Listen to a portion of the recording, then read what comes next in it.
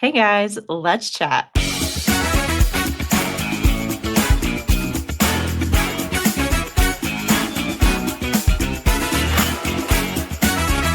Okay, so last week we talked a little bit about setting a priority inbox for our email, right? So today we're going to look at another thing called skipping the inbox. And I know that sounds scary, but let's talk about why this might be important. So there are people that you're going to get emails from that are important, right? Like you need to hold on to them, you need to be able to find them quickly. And if we do this option, it skips our inbox totally and goes to a label, and you're able to see instantly, one, when they've emailed you, and two, it's easy to go back and sort. So let's take a look at this. This is your email, right? And if you have your setup priority, congratulations. If not, that's fine. This is totally something that is going to be up to you. So let's look at this. So there are two ways that you can do this. You can think backwards and think of a label that you need, right? So over here, we have this option to add a label. So I'm going to label this one CNI, which, oops, that's not an I, it's an exclamation point. That stands for curriculum and instruction. So maybe there's some people that I need to put in this box here where I don't skip this email because sometimes email can be overwhelming.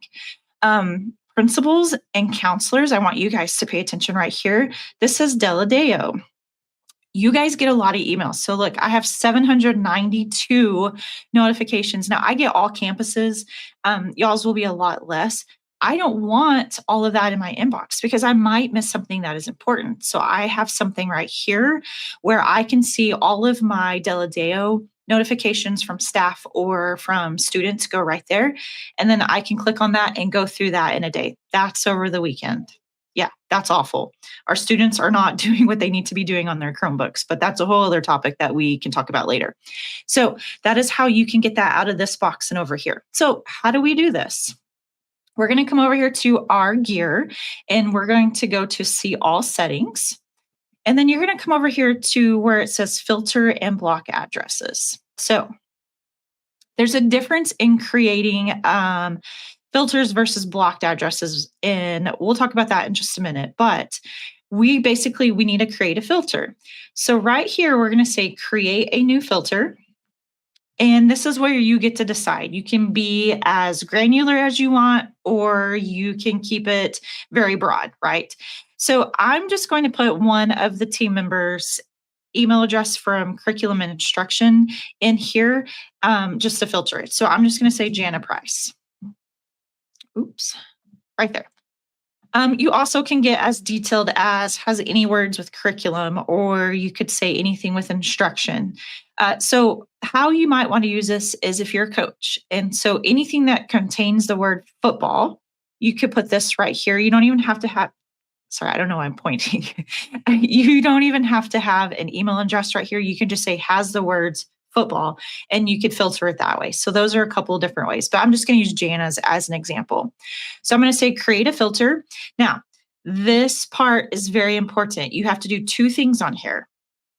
You want it to skip the inbox, but you say, Tessa, it says archive it. You're right. It will archive it if you miss this next step. So that's why I'm saying this is very, very important. So we have to say skip inbox, but we also need to apply it to the label. So that's why I had us create the label first. Completely up to you. You also can create the label during this process. It's easy for me if I can just click that option while I'm there. So that's why I always like to create that first. So you're going to skip the inbox and apply it to whatever label that you want there. So now I'm going to say create filter. So now that pops up right here. So anytime Jana Price emails me, it's going to skip my main email and come right over here to this. So I will start getting notifications. Like I said, this helps me visually see who has emailed me. Okay. And it also helps me sort. So yes, I know you can search the email in there and you could type in Jana's email and I can find all the ways that Jana has emailed me. But with this option, I'm able just to come right over here and then any kind of email that she sends for me will be there. So you can use this from your principal, from someone at district admin, from like I said earlier, like Deladeo for those who get those filters.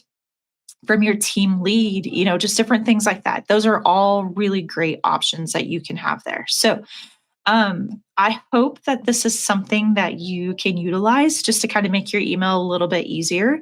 But don't forget those two steps, or it will legit archive it and you won't be able to find it unless you go to your archive. So it is really, really very important for you to make sure that you do have that label there. So hopefully that's just a quick tip that will make your email a little bit simpler. All right, we'll talk to you guys later.